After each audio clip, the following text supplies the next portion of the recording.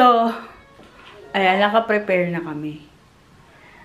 Kita nyo naman, medyo nagano lighting. Ayan. Ito lang ako, guys. Ito lang suot ko. Kasi ayoko pakabongga ba. Pero parang gusto ko mag-pants eh. Hingyan ko na lang kaya ako mag-pants. Patungan ko ng pants. What you think? Kasi mas okay yata siya. Kapants ako. So, ito yung outfit ko for today. I don't know kung nakikita niyo ako.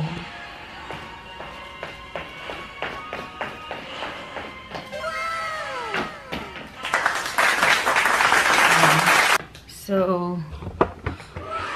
I'm not sure kung lalagyan ko siya ng pants para sexy tignan. Charis. Then, alis na tayo kasi it's already 7. Medyo traffic. Let's go. A few moments later.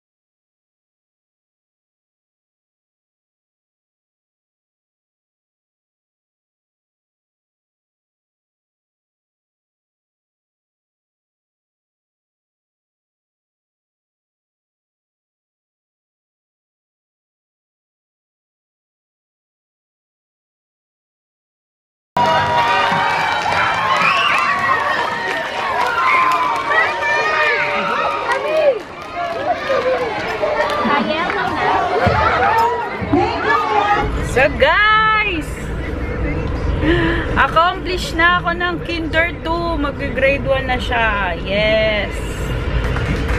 Ayan. So, achievement goal sa amin ni Daddy Loves yun. Kasi nga, medyo hirap din kami. Lalo na sa gastos. Congrats, Kaijen! What do you want to eat? Barbecue. Ayun, gusto niya mag-barbecue. So, di ko alam kung dadiretso na kami sa SM or dadan mo na kami sa shop kala Daddy Loves. So, ayan, curly hair ako, guys. Oh, natural hair ko. Natural hair. Halika na, kain na tayo.